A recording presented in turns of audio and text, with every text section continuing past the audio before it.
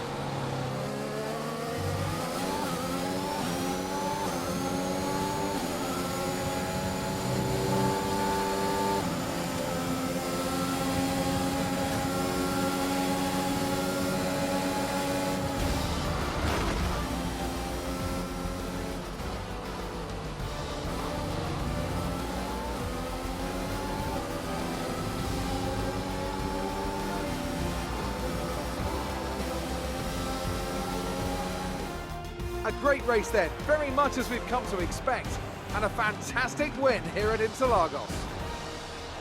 Anthony Davidson, a resounding victory today. What set them apart from the rest? Well, I think it was clear what the main contributing factor out on the track was today: speed. I know it sounds like an obvious thing to say, Crofty, but fast cars win races, and we saw that today with our winner. Red Bull put up an outstanding fight for the front position today, and it's great to see it paid off for them. They do so much for the sport that you can't help but be delighted by today's race win.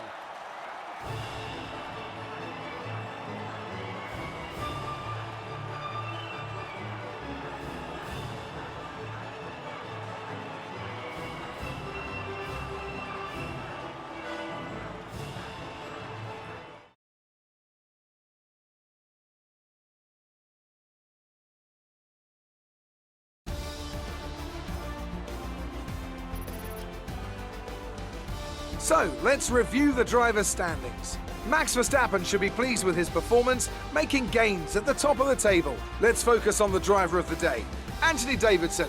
Who do you pick? Yuki Tsunoda gets my vote today. It's time to see how things are shaping up in the Constructors' Championship. Red Bull pull further ahead in the standings. I'm equal parts exhausted and elated with this weekend of Formula One. Be sure to join us for the next one.